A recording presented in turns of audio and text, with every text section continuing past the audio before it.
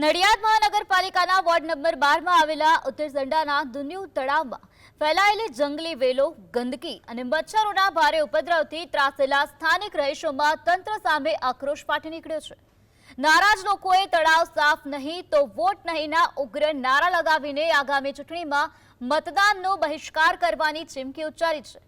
રાજુલબેન પરમાર અને ભાવનાબેન પરમાર સહિતના સ્થાનિકોએ આક્ષેપ કર્યો છે કે ચૂંટણી વખતે મત માંગવા આવતા ભાજપના સત્તાધીશ કાઉન્સિલરો જીત્યા બાદ અનેક રજૂઆતો છતાં સમસ્યા ઉકેલવામાં સંપૂર્ણપણે નિષ્ફળ રહ્યા છે। એક મચ્છર તો તમે જુઓ તો એટલું મોટું અને વાઈટ એ કઈડે તો બીમારી થાય જ એવું જ છે। અને અમારે એવું છે કે અમારા સોસાયટીમાં કોઈ જોવાય આવ્યું નથી કે ગાંધીનગર પછી અમે પંકજભાઈને નડિયાદ પછી બધી જગ્યાએ અમે અરજી આપી છે, ઓનલાઈન અરજી બી આપી છે, પણ કોઈ જોવા આવ્યું નથી। વોટ લેવાનો હતો તો બધા આવી જતા હતા કે વોટ આપો પણ કોઈ આવ્યું નથી।